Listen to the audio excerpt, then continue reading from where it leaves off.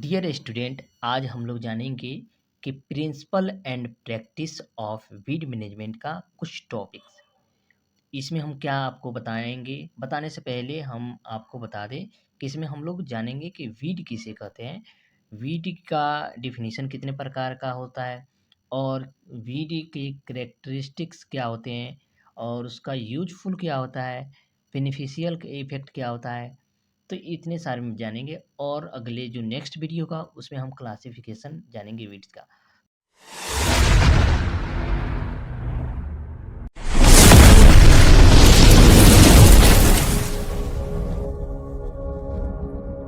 तो चलते हैं, टाइम को न गवाते हुए अपना टॉपिक को चालू करते हैं। चलिए, तो हम अब आज जानेंगे कि वीड का मीनिंग क्या होता है। तो ये देखिए, इंग्लिश में लिखा है लेकिन मैं बोलूँगा, समझाऊँगा हिंदी में। तो जो इंग्लिश वाले स्टूडेंट हैं वो इसका स्क्रीनशॉट ले सकते हैं और वो अपना नोट से प्रिपेयर कर सकते हैं। और हिंदी वाले स्टूडेंट वीडियो को रुक-रुक के और मेरे वॉइस को जो बोलेंगे वो लिख कर अपना मगर नोट्स बना सकते हैं। तो देखिए, यहाँ पर कह रहा है कि वीड का हम लोग मीनिंग सबसे पहले जानेंगे। तो वीड जो होता है, weeds are plants that are considered, यानी कंसीडर्ड होता है किससे, unwanted in specific environment due to their potentially harmful, यानी नुकसान, एंड इकोनॉमिकली मेंटल इफेक्ट्स, यानी हमारे जो पोटेंशियली हार्मफुल हो और इन्वायरमेंटल को भी हार्मफुल करे, और इकोनॉमिकली यानी आर्थिक रूप से हमें नुकसान करे, यानी डिट्रीमेंटल यानी हानिकारक हो, हानिकारक यानी इफ़ेक्ट डाले, उसे हम लोग क्या कहते हैं, वीड कहते हैं। दे कैन सर्वाइव यानी severally impact biodiversity and primary production, यानी ये क्या करता है, सेवरली इम्पैक्ट करता है, यानी प्रभाव डालते हैं किस पे, तो बायोडाइवर्सिटी पे, हमारे बायोडाइवर्सिटी जो है उस पे, और प्राइमरी प्रोडक्शन पे, जो किसी भी क्रॉप का प्राइमरी प्रोडक्शन था उस पे इफेक्ट डालता है। ठीक है। कंट्रीब्यूटिंग टू इन्वायरमेंटल, इन कंट्रीब्यूट करता है किसमें, इन्वायरमेंटल डिग्रेडेशन को, यानी इन्वायरमेंटल को घटाने का काम करता है, एंड रिड्यूस फार्म, यानी फार्म को रिड्यूस करता है, और फॉरेस्ट प्रोडक्टिविटी को भी रिड्यूस करता है, यानी कम करता है। And the end the displacement of the native species, यानी जो देसी, नेटिव माने होता है स्वदेशी होता है, देसी होता है, तो देसी जो स्पीसीज होते हैं उनको क्या करता है, विस्थापित करता है, यानी डिस्प्लेसमेंट कर देता है, दूसरी जगह कर देता है। ठीक है। अब हम चलते हैं वीड्स के और बारे में जान लेते हैं। तो वीड्स इन्वेशंस, यानी जो वीड इन्वेशन है, are leading cause of biodiversity loss, यानी क्या करता है, क्या क्या कारण है, तो बायोडाइवर्सिटी को लॉस करता है। And second, only to habitat destruction demonstrating their found, यानी प्रोफाउंड इम्पैक्ट है, यानी प्रोफाउंड, यानी पहला तो क्या करता है, बायोडाइवर्सिटी को लॉस करता है। ठीक है।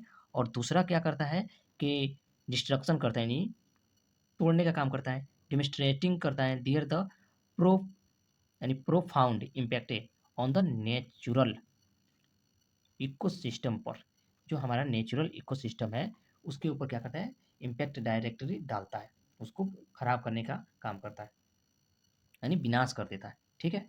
अब हम लोग मीनिंग जान लिए, ठीक है, कि वीड का मीनिंग क्या होता है, कितने प्रकार से हम लोग जान लिए, जो इकोनॉमिकली और इन्वायरमेंटल को इफेक्ट पहुंचाता है, और क्रॉप को पोटेंशियली हार्मफुल इफेक्ट देता है, हाँ, सेवरली बायोडाइवर्सिटी और प्राइमरी प्रोडक्शन को भी क्या करता है, इम्पैक्ट देता है, यानी प्रभाव डालता है, उसे हम लोग क्या कहते हैं, वीड कहते हैं।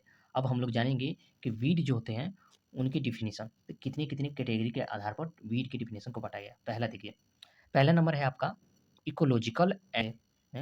तो तीसरा है आपका ब्रॉड डिफिनीशन है। ब्रॉड डिफिनीशन मीन्स होता है कि मोस्टली जो वीड होते हैं ना, ब्रॉड मगर लीफ के होते हैं, ठीक, और इसमें शॉर्ट लीफ के भी होता है।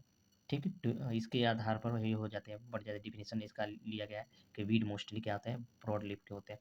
ठीक है। चौथा है आपका impact on agriculture and economics, यानी ये क्या करते हैं, इफेक्ट इफेक्ट डालते हैं किस पे, तो एग्रीकल्चर पर, और आपका हो गया इकोनॉमिकली इफेक्ट डालते हैं। ठीक है। तो इस तरह ये हो सकता है कि इसके आधार पर हम लोग एक डिफिनीशन बना सकते हैं। पांचवा है परसिस्टेंट और कॉम्पिटेटिव एंड एडेप्टिव प्लांट। यानी क्या करता है, एक कॉम्पिटेटिव करता है किससे, जो मेन हमारे क्रॉप होते हैं फील्ड में, उनसे ये कंपेयर करता है, कंपटीशन के काम करता है, किसके लिए, न्यूट्रिएंट के लिए, वाटर के लिए, सॉइल के लिए, सनलाइट के लिए, ठीक। और जो वीड्स होते हैं मोस्टली जल्दी से ग्रो कर जाते हैं, जो हमारे मेन क्रॉप होते हैं उनसे जल्दी ही, और ग्रो करके ये ना वो अपने अंदर ही रख लेते हैं, मगर अंदर ये कर देते हैं वीड्स को, मेन क्रॉप को। और वीड ज़्यादा हाईली ग्रोथ है और मोस्टली ब्रॉड लीफ वाले होते हैं, जिसके कारण से हमारे प्लांट जो होते हैं ना, मेन क्रॉप होते हैं, उनको सनलाइट प्रॉपर तरीके से नहीं मिलता है। ये न्यूट्रिशन भी अधिक मात्रा में जल्दी से एक्सेप्ट कर लेते हैं, वाटर भी एब्जॉर्ब कर लेते हैं, और इस सनलाइट को भी ब्रॉड लीफ होने के कारण सनलाइट को भी अधिक मात्रा में एब्जॉर्ब कर लेते हैं, जिससे इनका ग्रोथ एंड डेवलपमेंट बहुत जल्दी हो जाता है। एक है बच्चों यानी बचोल्टे जी का, जो है ये 1967 में दिए थे, बचोल्टिच। तो इनका हम डिफिनीशन जानेंगे, ये क्या कहते हैं डिफिनीशन में अपने, तो इनके बारे में हम लोग थोड़ा जानेंगे। यानी अकॉर्डिंग टू बुचल्टर्ज, यानी ये क्या कहते हैं, तो जो वीड होते हैं, कह रहे हैं कि a weed a weed is any unwanted plant. यानी जो कोई भी वीड हो वो अनवांटेड, यानी बिना आवश्यकता के वो अनवांटेड प्लांट होते हैं, ठीक है। That interference with the use of land and water resources adversely impacting crop production and human welfare.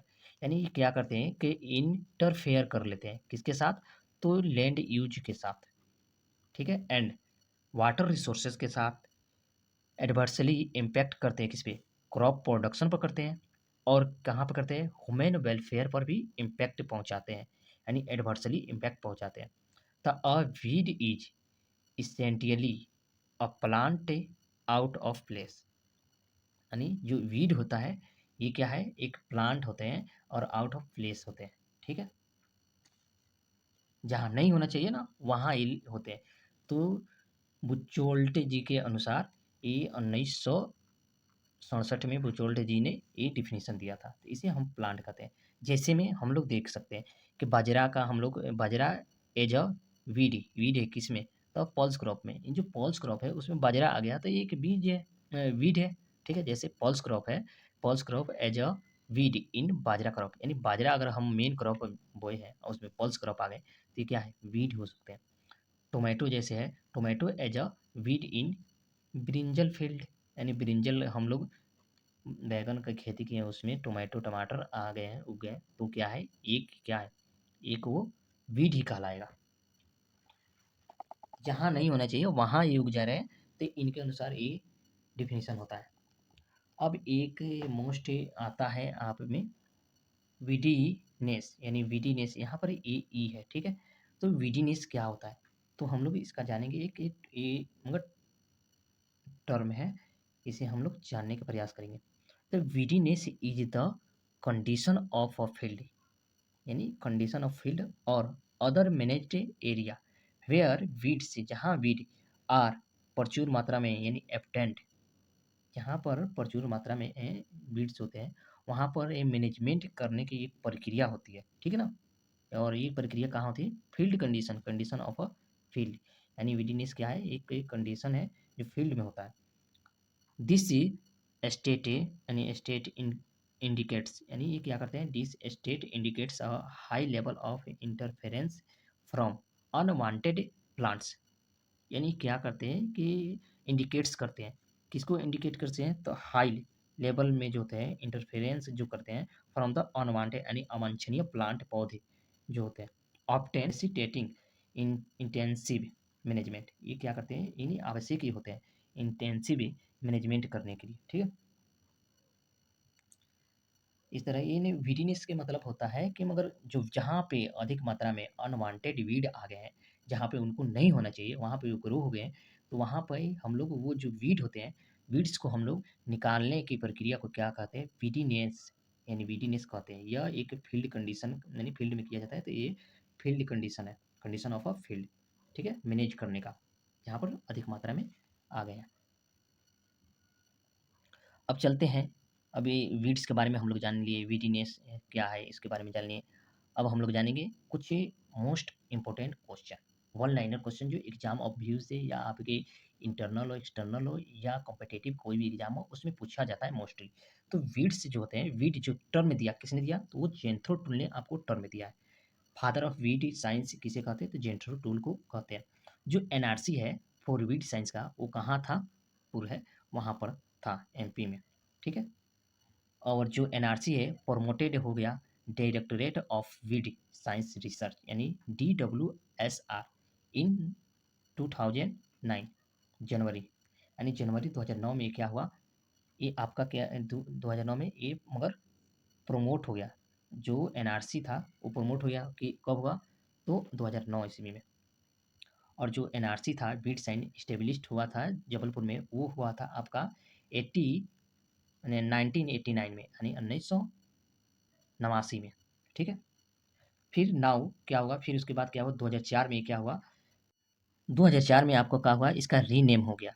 तो डायरेक्टोरेट यानी डायरेक्टोरेट ऑफ वीड्स रिसर्च, यहाँ से जो यहाँ पे था 2009 में वीड साइंस रिसर्च था, तो यहाँ से हटाकर केवल डायरेक्टोरेट ऑफ वीड रिसर्च यानी DWR, ये 2004 में आपको कर दिया गया। अब चलते हैं फिर आगे,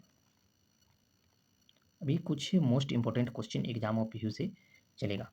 तो Indian society of weed science जो है, ये कहाँ था फर्स्ट, पहले हिसार में था, यानी हरियाणा, हिसार हरियाणा में है। बट लेटर कहाँ हो गया, जबलपुर में हो गया, एमपी में हो गया। ठीक है। फिर क्या हुआ कि Indian journal of weed science से पब्लिश्ड, यानी जर्नल जो पब्लिश्ड होता है वीड साइंस का, वो कहाँ से होता है, तो बाई ISWS के द्वारा, यानी इसके द्वारा, किसके द्वारा, तो Indian society of weed science के द्वारा ये जर्नल एस्टेब्लिश्ड होता है। और एट DWR में, यानी किसके द्वारा, तो डायरेक्टोरेट ऑफ वीड रिसर्च के द्वारा। ये कहाँ है, तो जबलपुर में, एमपी में है। ठीक है। अब हम लोग बात करते हैं कि इंडिया में लॉसेस, टोटल लॉसेस है यानी cause by weeds in agriculture estimated है, यानी लगभग कितना परसेंट होता है, तो 33% एग्रीकल्चर से हो जाता है। जैसे में आप लोग देख सकते हैं, followed by the insect, insect से कितना है, 26% होता है, जो एग्रीकल्चर प्रोडक्ट है उसमें नुकसान देखने को मिलता है। और डिजीज से 20%। ये किसके अनुसार डाटा लिया गया है, तो ये लिया गया है DWR यानी 2015 के डाटा है। ठीक है, कि इतना परसेंट आपका लॉसेस होता है, यानी वीड से होता है 33%, और इंसेक्ट से होता है 26%, डिजीज से होता है आपका 20%। थ्री फैमिलीज ऑफ वीड्स, यानी 3 फैमिली होते हैं वीड्स का, पोएसी होता है, स्ट्रेसी होता है, एंड साइप्रेसी होता है। यानी account 44% of the world's earth weeds species, यानी इसका 45% वर्ल्ड में स्पेसीज पाए जाते हैं वीड्स का। ठीक है, 44% वर्ल्ड का। अब हम लोग जानेंगे कि पेस्टिसाइड से कंजप्शन ऑर्डर कैसे होता है, इंडिया में कैसे हम लोग करते हैं, और आपका वर्ल्ड में कैसे इसको यूज किया जाता है। तो देख सकते हैं यहाँ पर कि जो वर्ल्ड होता है, वर्ल्ड में हम लोग पहले हर्बिसाइड्स, फिर उसके बाद इंसेक्टिसाइड्स, फिर फंजीसाइड का यूज करते हैं, इस तरह हम लोग ट्रीटमेंट करते हैं। लेकिन इंडिया में हम लोग पहले इंसेक्टिसाइड का यूज करते हैं, ठीक, उसके बाद फंजीसाइड का यूज करते हैं, उसके बाद हर्बिसाइड का यूज करते हैं। और एक और बात जान लें कि जो हर्बिसाइड होता है वो सबसे ज़्यादा हाईली यूज किस क्रॉप में होता है, तो टी में और वीट क्रॉप में, दोनों में होता है। नेक्स्ट है आपका कि per hectare consumption of pesticides in India. Per hectare consumption कहाँ होता है, लेस दैट, यानी इंडिया में कितना होता है पेस्टिसाइड का यूज, तो 0.5 kg, यानी 0.5 kg per hectare, less than 0.5 kg per hectare, कम से कम वो यदि कंजप्शन होता है पेस्टिसाइड का 0.5 kg पर हेक्टेयर। ठीक है। हाईएस्ट कंजप्शन होता है हर्बिसाइड का इन द वर्ल्ड में, तो वो होता है आपका जापान में, कहाँ होता है, जापान में 5 kg पर हेक्टेयर हर्बिसाइड का यूज होता है, 1 हेक्टेयर में 5 kg हर्बिसाइड यूज होता है। नेक्स्ट है आपका per hectare herbicide consumption in India is, यानी इंडिया में कितना है कंजप्शन हर्बिसाइड का, तो 40 ग्राम है पर हेक्टेयर पर ईयर के अनुसार, यानी कितना है 40 ग्राम है पर हेक्टेयर पर ईयर के अनुसार। ठीक है गाइस, तो आज इतना ही इस वीडियो में। आगे हम आप लोगों को बताएँगे कि वो हार्मफुल इफ़ेक्ट क्या है वीड्स का, उसके बाद उसमें बेनिफिट क्या है, वीड्स का क्या-क्या बेनिफिट्स है, उसके बारे में बताएँगे। और उसके नेक्स्ट वीडियो में हम बताएँगे आपको कि इसकी कैरेक्टरिस्टिक्स क्या होते हैं, कि हम लोग कैसे पहचानेंगे कि वीड्स है, ठीक है? उसके बाद हम उसका जानेंगे क्लासिफ़िकेशन क्या होता है, ठीक है? तो इस तरह हम लोग स्टेप बाय स्टेप हम शॉर्ट-शॉर्ट एक वीडियो बनाते रहेंगे, और ये वीडियो लॉन्ग ना हो, इसलिए थोड़ा-थोड़ा शॉर्ट में वीडियो बनाएँगे ताकि आप लोग बोरिंग ना हो। और ये वीडियो कैसे लगा, तो आप लोग कमेंट में फीडबैक दीजिएगा, तो मैं मोटिवेट होऊँगा और इसके नेक्स्ट वीडियो जल्दी से जल्दी आप लोगों के पास पहुँचाऊँगा। और वीडियो अच्छा लगे तो लाइक करें, शेयर करें एंड अपना फीडबैक देना मत भूलें। आपका ही एक फीडबैक हमारे लिए एक मोटिवेशन का काम करता है। तो thank you for watching all of you my dear student, dear friends, all of you. Thank you.